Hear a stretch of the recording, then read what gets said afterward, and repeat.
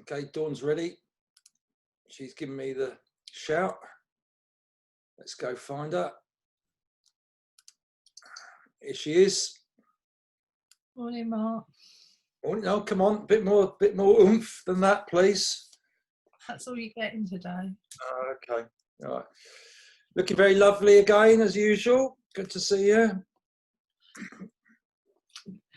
Darling, you woke up with me and I don't know what you've done to your appearance. Have you put your lamp on? I have. Yeah, Oh, I'm looking good then, am I? All right. you always look good, darling. No, I don't. Do you know what? I've learned throughout this, if you film yourself from here, you look flipping, I'm not saying you personally.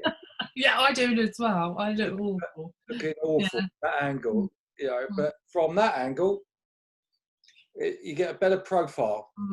That's one thing you've learned over this course of this. If nothing else in life, you've learned which angle you look good at.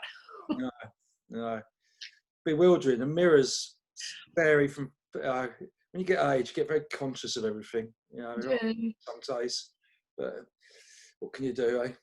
Episode 78, Tuesday the 9th of June 2020. Steve Fury has gone equal Barry Royden in the music quiz with 9.5 points each. He got yesterday's Dire Straits Telegraph Road. Well done, Steve. Bit miffed, you know. We'll talk about it, about competition and the attitude to it. Are you pleased for yourself, or are you actually just pleased about beating other people? Well, Medway and Maidstone are dominating this, which seems wrong to me, but there you go. Oh dear. Yeah, your competitiveness is coming out, and it shouldn't really, should it? Come on, let's get on with the music. We got to let them win something. I know, seriously. It's great that they're taking part, and it's nice to have other people outside the club sort of like joining in as well. And I think definitely. I think you can definitely say that we've made lots of what I call them friends, but they're not like buddy friends. They're people that I enjoy associating with. You're definitely not a friend of Steve Fury's. He's only got 5 max. He can count them on the hand. So I do feel as if I've got to know Steve during this time. So in a sense, even though I probably sort of knew who he was, I didn't sort of like really know him, if you understand where I'm coming from. So it in a way, it's quite nice to sort of like get to know people like this. Somebody said to me the other day they didn't know him. He was any good at running. A dishing sticker, how dare they? I can't remember who it was. Yeah, he was a pretty useful runner. He won the English schools cross country. He's a special guest if it goes ahead next year's English schools cross country championships at the Hop Farm at Paddock Wood. Oh, that'd be good. He was a special guest, one of about 20 Kent runners that have won an English schools title. And also the fact that because he was a runner, it's nice that he's now coaching, etc., and you can pass some of that knowledge on. So I take my hat off to these people. I mean, one person did actually say to me, "You've never run, Dawn, so how do you know how to coach?" But if you talk to people and you're open and you're willing to learn, you can coach. So well, that's a whole other debate. That is, we can get. Yeah. I mean, look at the football managers. Some of the top ones, they weren't top players necessarily. Yeah, very interesting one. Yeah, good question. Anyway, okay. Today's music. So yesterday was Dire Straits, Telegraph Road, and today we definitely want the link as well as the artist and the music. And something's pinging all the time. So, but anyway, it's my emails arriving, so don't worry about it. Okay, here we go.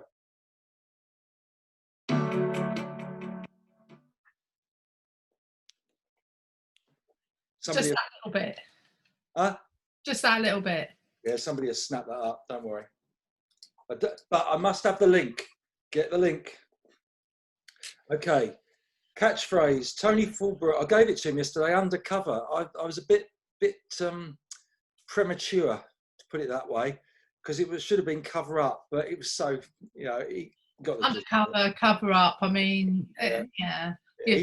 He deserved it, and he celebrated in fine style yet again. So well done, Tony. Yeah, that was for Angie. Yeah, we'll get onto that again as well in a sec. So here's today's, starring our friend. Let's get him on full blown. Here he goes. Oscar, you missing everybody? Hey? You missing everybody? Nobody here. Nobody's here, are they?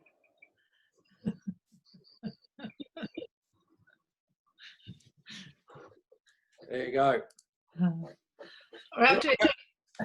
Hey? That was our granddaughter's birthday party. Yeah. Very hurriedly put together. Yeah. Not many people there though, but she had a whale of a time. She even wanted to play musical chairs. Excuse me. Oh. I can't stop it. It doesn't say decline.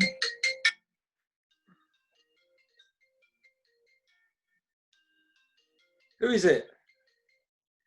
It's a mobile number, which I'll ring back later. I can't help it if someone's ringing me. So annoying, honestly. I'd mute mine before these important broadcasts.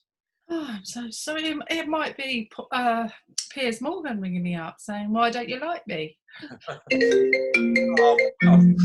Just mute it. I have. I've declined it. It's not come up on my phone, but I have muted it. But my computer is also. I'm going to stop this. It's also connected, so it just rings. If this was the other way around, ladies and gentlemen, are you happy? Yes, now it stopped. Something about it. Somebody's desperate to get in touch with you. Clearly not a friend, because the name's not coming up. Oh, it'd be some scammer or something, won't it? Yeah, probably. You've done some survey, but not when you're out shopping or whatever. So that's that, isn't it? Okay. And feedback. Angie Crush is bored with people being so polite when they win. I'm not saying be necessarily, obviously be polite to people, etc. I think the best one was the Nigel's youngest son, who's got Down syndrome. When he went across the line, he really celebrated in style. But when he lost the race, he also sort of like kicked the ground and what have you. I think there's a fine line about how you do. With him, it's acceptable, but someone who is not like that, you sort of like think, well, that's not acceptable behaviour. I do appreciate that there's frustration as well in everything that you try and do, and you're trying to do your best, etc. But I think there is a fine line of going over the top, isn't there, really, sometimes? Yeah, there is, but it made me think actually what Angie was saying, because was it last year or the year before? Time goes by so quickly. There was the National Collegiate 4x100 meters relay in America. In one of the early season meets, two of the fastest teams in America came up against each other, and the two guys crossed the line, and Houston, who were one of the favourites, were beaten in that, and the guy from the other team went up to him, puffed out his chest, and sort of pumped chests with him, and throwing down the challenge. And to be honest, although it was a little bit unsavoury, the real positive was it promoted the sport. Suddenly that clip went viral, and somebody like myself and probably thousands of others, people around the world, were looking at it and suddenly interested in the NCAA 4x100 meters relay, and we wouldn't have taken any notice at all about it before. So, don't you think that's quite sad? Well, your attention is drawn to things where there's. Well, no, but it's about football, money, and everything else. And I'm just saying, don't you think that's quite sad? Well, That you have to get to that stage where, you know, some incident that's sort of slightly unsavoury gets in the news because that's the slant of the world in the media. And, you know, I think it's quite sad that, you know, from their point of view, oh, it's not interesting.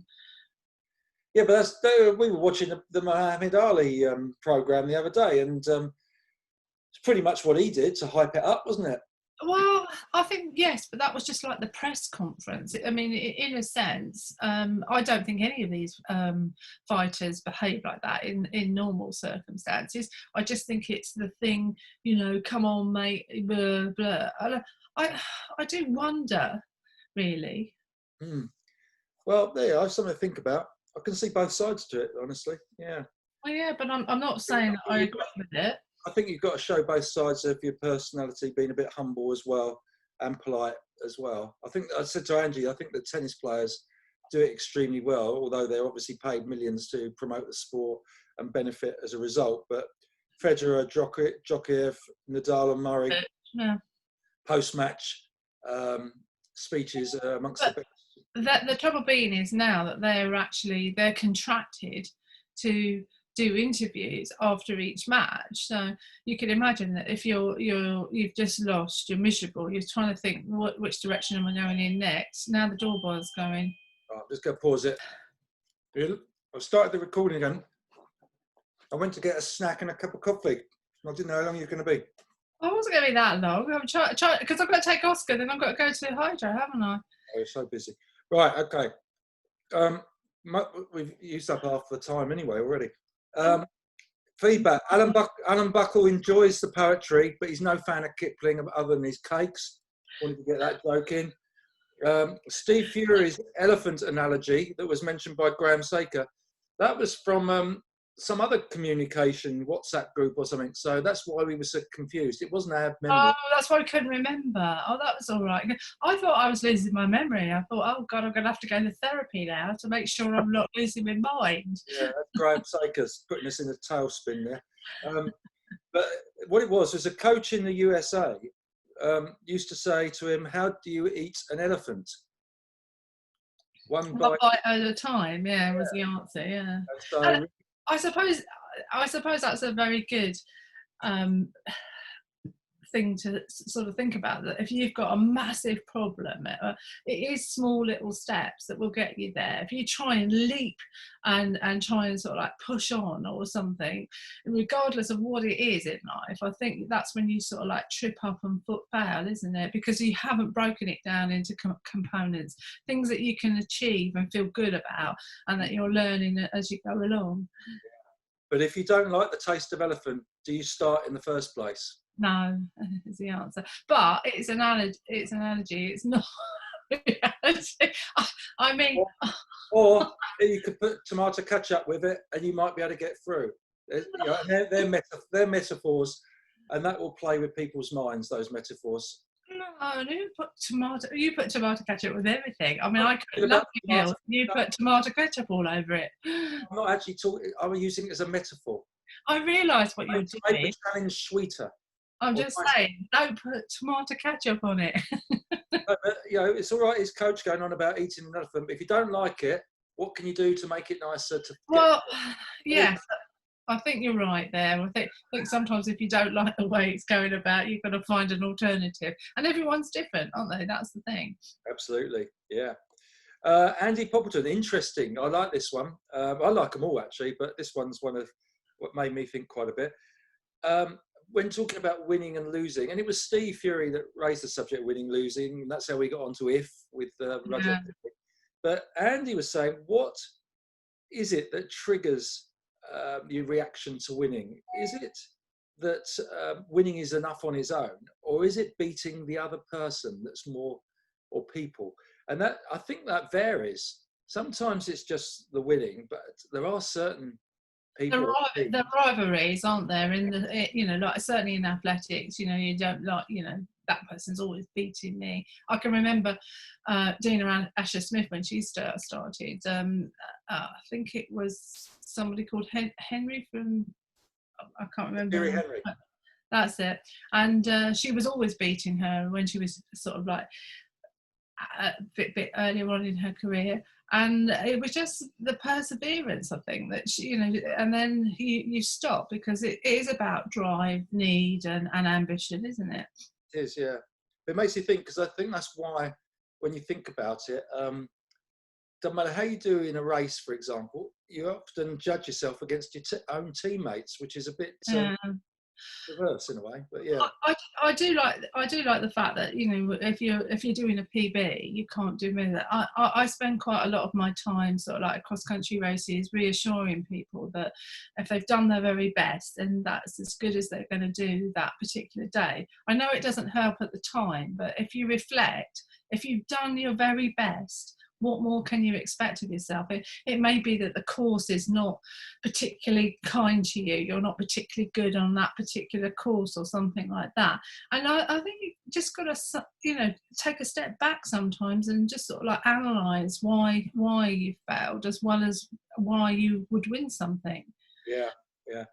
And this leads on to Grazia's next point. But actually, Grazia's a good example, because I know she judges how she gets on, and she's got although she's finishing slightly further down the field than some, she's still got huge rivalries. There's a lady from Tunbridge Wells Harriers that she's really pitches up against and battles with. And so, yeah, that's good. It brings the best out of you, but it also brings out the worst, as Andy says. So yeah, I think there's good and bad, but I think mainly, I think if you've got someone who's just happy, pleased with you. I mean, so some people are just like pleased to finish the course. Others are sort of trying to set a PB, and others have set off to win the race. And so you've got all sorts of walks of life in that one race, and so it's difficult but I think you've got to be kind to yourself if you don't achieve what you want in a race. Yeah, she also very proud of herself, and we're talking about perseverance and coming back from rock bottom, in terms of, she did ever so well. Yeah, after stress fractures and pulled tendons, she set personal best. And I think that's what we're talking about. It's battling back from rock bottom, wasn't it, with Rudyard Kipling. But it also made me, she said she also feels for athletes that get upset. And that made me think as well. Because when you're a coach and team manager, you see somebody burst into tears.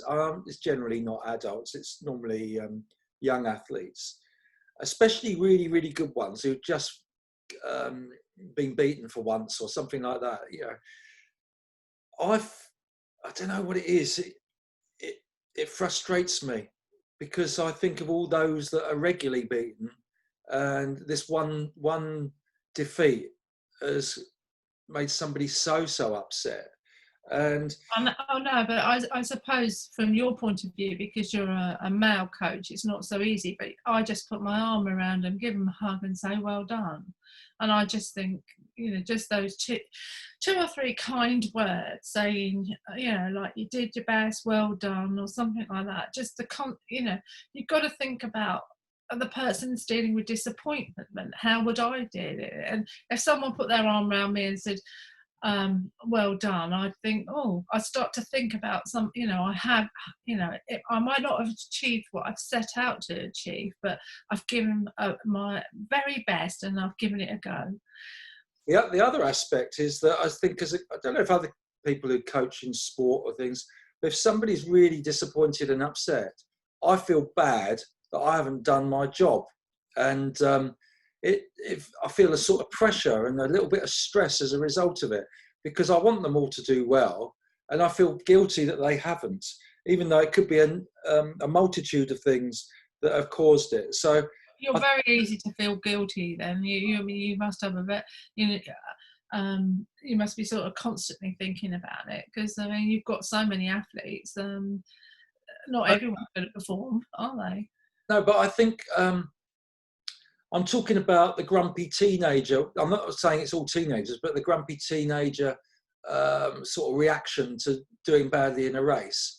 It leaves me dumbfounded a bit, and yeah, I wouldn't try and console them totally in the first few minutes after. No, I think you've got to. Sometimes you've got to walk away and let them sort of like have their grumpy like 5 minutes. But I think it also, if people are constantly reacting like that, you've got to ask them a question. Do you want to do this? Is this really what you want to do? Because if you're getting so despondent with it, my first port of call would be, really, do you want to do this? Because if you want to do it, you manage to somehow pick yourself up, because it is the drive and the determination that pulls you through the bad bits as well as the good bits. Yeah, yeah. On a lighter note, Graham Saker successfully cut his partner Julie's hair, so well done, Graham. But did he make his granola bars? I haven't heard about that. No, have you not checked up? No, I didn't check up. And then Hubert in Canada just wanted us to clarify what we thought about the use of the words imposters in the Rudyard Kipling, using that term with success and failure. Yeah, what it meant. And all it meant was that they're fleeting. You know, they're only a moment in life. So I think you get... triumph and disaster. Sorry, triumph and disaster. Yeah. I think when imposters would mean it's a difficult word, that. I mean, the problem with sport is it's extremely difficult. People give it a go and they get despondent. So a lot of people don't come through the ranks and get to seniors simply because of that reason. Now you could think, oh, perhaps they haven't got the right people around them or something like that to give them the encouragement that they need. Perhaps their parents say, why don't you try this? Because they're getting so despondent or difficult to live with. I have no idea, but to call them imposters, they're giving it a go, so you can't really... No, it's the imposters are triumph and disaster. Oh, right, yeah, well, I suppose in the sense, if you're in the middle, you're not recognised at all, but I'm not really sure I can go any deeper with that one. No. Scott came in this morning with his feedback, and this is ironic. I think this I won't say it's typical, but it just illustrates a husband and wife relationship.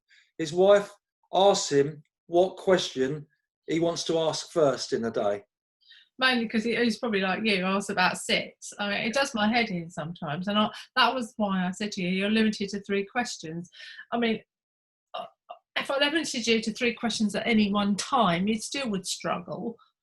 So, I mean, sometimes it's quite nice to be just left alone, having a cup of tea without any bombardment of questions.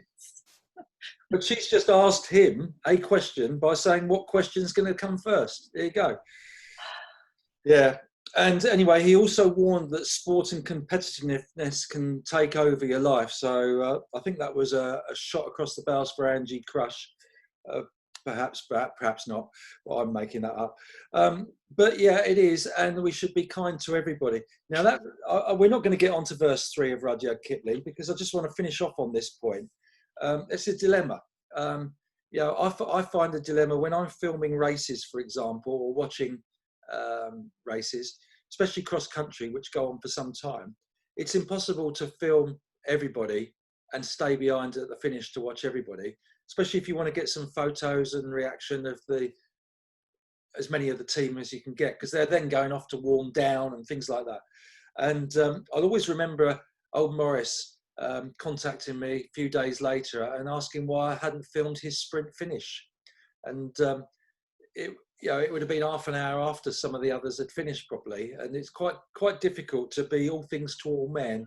And let's put it this way: expectations are that Morris isn't going to, finish a lot higher up in the field. It's not because we don't care about it. It's not because you can't video. It's because you can't be everywhere to do it. I think you do a fantastic job along with Gary, and you get the majority of the race. So, I mean, for instance, for someone like me who's like doing the background work, making sure things are happening, and that we've got the information, especially at the national, etc., getting the results, highlighting things so that we can then do the presentation in the evening.